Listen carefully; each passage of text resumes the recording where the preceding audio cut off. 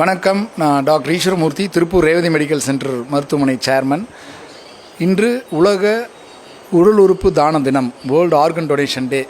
இந்த தினத்தில் அனைத்து ஆர்கன் டொனேஷன் பண்ண நோயாளிகள் குடும்பத்தாருக்கு வாழ்த்துக்களை சொல்லிக்கிறேன். ஏன் இதை செலிப்ரேட் பண்ணுறோம்னா, நம்ம அவேர்னஸ் க்ரியேட் பண்ணணும். ஏறக்குறைய 10% தானம் உடல் உறுப்பு கிடைக்குதுன்னா நம்மளுக்கு தேவை 1000 மடங்கு. இந்த 1000 மடங்கு இது அதிகமாக தேவைப்படுறதுனால நிறைய பேர்த்துக்கு அவேர்னஸ்ஸே இல்லை. இந்த அவேர்னஸை நம்ம அதிகப்படுத்தணும். அது ஊடக நண்பர்களாக இவங்களால் மட்டும்தான் முடியும். அதை பண்ணுங்கள், பொதுமக்களுக்கு எடுத்துகிட்டு போங்க. ரெண்டாவது, நிறைய சமூக வலைதளங்களில் நிறைய ஒரு தவறான கருத்துக்கள் பகிர்ந்துட்டுருக்காங்க. அது முற்றிலும் தவறு. கிட்னி எங்கே கிடைக்குது அப்படி, அதெல்லாம் தப்பு. நம்மளை ஃபஸ்ட் சர்க்கிள் செகண்ட் சர்க்கிளுக்கு மட்டும்தான் கிட்னி தானம் பண்ண முடியும். அது கவர்மெண்ட் அப்ரூவலில் ஏகப்பட்ட நார்ம்ஸை ஃபாலோ பண்ணி தான் வரணும். அது ஒரு பெரிய கமிட்டி இருக்குது. கமிட்டி ஒரு மல்டி லெவல் ப்ராசஸில் அப்ரூவ் பண்ணுறாங்க. அது மாதிரி ஏமாந்து யாரும் போக வேண்டாம். உங்கள் நல்ல இறுதிய மருத்துவரை ஃபேமிலி டாக்டர் கேட்டு அது மூலிமா போய் பண்ணுங்கள். First point.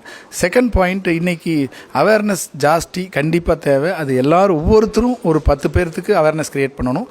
அது மூணாவது பாயிண்ட் ஆர்கன் டொனேஷன் ரெஜிஸ்ட்ரின்னு ஒன்று கவர்மெண்ட் மூலிமா நடத்துகிறாங்க.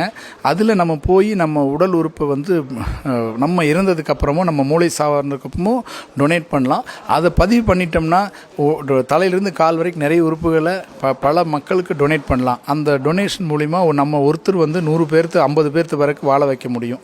இந்த உடல் உறுப்புகளை தானம் பண்ணணும் அப்படிங்கிறப்ப இது அவங்க தானம் பண்ணுறவங்களுக்கு என்ன மாதிரி ஒரு கன்ஃபியூஷன் இருக்குன்னா, இந்த உடல் உறுப்புல எங்கே தானம் பண்ணுறது, சப்போஸ் நம்ம இறந்துட்டோம் அப்படின்னு சொல்லி சொன்னால் அவங்க எப்படி நம்மளை ரீச் பண்ணி அந்த உடல் உறுப்புகளை எப்படி அவங்க எடுத்துப்பாங்க அப்படிங்கிற மாதிரி அந்த சந்தேகங்கள்லாம் பொதுமக்களுக்கு இருக்கு. இறந்துட்டோம்னா தானம் பண்ணக்கூடியது கண்ணு மட்டும்தான். நம்ம மூளைச்சாவு மூளை மட்டும் ஆக்சிடென்ட்ல இப்போ எனக்கு மூளைச்சாவு ஏற்பட்டுச்சு, இறுதியம் துடிச்சிட்டு இருக்கு, ஆனால் மூளை செயல்படல அப்படின்னா நான் கண்ணை டொனேட் பண்ணலாம், ஸ்கின்னை டொனேட் பண்ணலாம், ஹார்ட் டொனேட் பண்ணலாம், லங்ஸை டொனேட் பண்ணலாம், லிவர் டொனேட் பண்ணலாம், 2 கிட்னி டொனேட் பண்ணலாம். இந்த மாதிரி நிறைய உறுப்புகள் கணையும் வரைக்கும் எல்லாம் டொனேட் பண்ணலாம். நிறைய இருக்குது.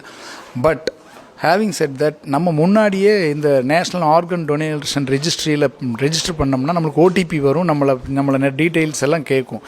இதெல்லாம் நம்ம பண்ணால் நம்மளுக்கு ஒரு ஐடி கார்டு அதே ஆட்டோவாக பிரிண்ட் ஆகி வரும். அதில் மொபைலில் வரும். ஸ்டோர் பண்ணி நம்ம பிரிண்ட் பண்ணி பர்ஸில் எடுத்து வச்சிட்டோம்னா நம்ம ஃபேமிலி மெம்பர்ஸ்கிட்ட சொல்லணும், நான் இந்த மாதிரி பண்ணியிருக்கேன், எனக்கு எதாவது ஆச்சுன்னா பின்னாடி என்னோட டொனேட் பண்ணணும்னு நம்ம சொன்னால் மட்டும்தான் நம்ம உற்றார் உணர்வுக்கு தெரியும். சொன்னால் அப்போ நம்மளுக்கு ஏதாவது ஆகும்போது இவர் அப்போ சொல்லியிருந்தார், அவரோட வில் இது, நம்மளோட வில், என்னோட விருப்பம் இதுன்னு தெரிஞ்சு அதை பண்ணணும். ஸோ எல்லோரும் அதில் பதிவு பண்ணணும், நம்ம உற்றார் உணர்வுக்கு சொல்லணும் அப்படிங்கிறது முக்கியமான கருத்து. அப்படி அவருக்கு யாருக்காவது இந்த விக்டிம்க்கு எதாவது ஏற்பட்டுச்சுன்னா இமீடியட்டாக அதுக்கு அந்த உறவினரோட கன்சென்ட் கொடுத்தா தான் டொனேஷன் பண்ண முடியும். அதுதான் ரொம்ப முக்கியமான பாயிண்ட்டு. ஸோ யார் இந்த மாதிரி பிரச்சனைகள் இருக்காங்களோ, அதுவுமே ஒருத்தர் டெத் ஆனால் 4 ஹவர்ஸ்க்குள்ளே அவங்க கார்னியாவை டொனேட் பண்ணலாம். அந்த விழித்திரை பாலித்தீன் பேப்பர் மாதிரி இருக்குல்லையே, அதுக்கு கோடிக்கணக்கான பேர் அதுக்கு வெயிட் பண்ணிகிட்டு இருக்காங்க. அந்த டொனேஷன் எதிர்பார்த்து, ஐ டொனேஷன் எதிர்பார்த்து எத்தனையோ பேருக்கு வெளியே கொடுக்கலாம். இன்னொருத்தர் உள்ளத்தில் காலங்காலமாக வாழலாம். எல்லோரும் இந்த டொனேஷனை பெரிய லெவலில் எடுத்துகிட்டு போய் நம்ம தமிழ்நாடு ஆர்கன் டொனேஷன் உலகத்திலே நம்பர் 1 மாநிலமாக வரணுங்கிறது எங்களோட விருப்பம். சார், இப்போ சில பகுதிகளில் பார்த்தீங்கன்னா இந்த வறுமைகள் இருக்கிற மக்களை பயன்படுத்தி சில உடல் உறுப்புகளை விற்பனைக்கு அப்படிங்கிற மாதிரியான ஒரு பிரெயின் வாஷ் பண்ணி எல்லாம் அந்த மாதிரி அதெல்லாம் மூட நம்பிக்கைங்க. இப்போது ஸ்டெரிலைசேஷனுக்கு எடுத்துகிட்டு போயிட்டு கிட்னி எடுத்துட்டாங்கிறதெல்லாம் மூட நம்பிக்கை. அதெல்லாம் நடக்கக்கூடியதே இல்லை. ஏன்னா ஒருத்தர், அதை நான் சொன்னேன்ல, கவர்மெண்ட் ரொம்ப கிட்டத்தட்ட 140 வகையான ரூல்ஸை போட்டு ஸ்ட்ரிக்ட் பண்ணியிருக்காங்க. அப்படியெல்லாம் யாரும் பண்ண முடியாது. அது மூட நம்பிக்கை, ஒரு பயம், பீதி கிரியேட் பண்ணுறது தான். அதை நம்ப வேண்டாம். அப்படி யாரும் பண்ண முடியாது. எந்த ஹாஸ்பிட்டலும், இப்போ நாங்கள் ஒரு ஹாஸ்பிட்டலில் ஒருத்தர் ஸ்டெரிலைசேஷனுக்கு எடுத்துகிட்டு போய் கிட்னி எடுத்துட்டாங்கிறதெல்லாம் பண்ணவே முடியாது. அதுக்கு நிறைய ஆப்ரேஷன் தியேட்டரே ஸ்பெஷலாக வேணும், மைக்கோ டாக்டர் ஸ்பெஷலாக வேணும். ஜஸ்ட் லைக் தட் எல்லாம் அப்படி பண்ண முடியாது.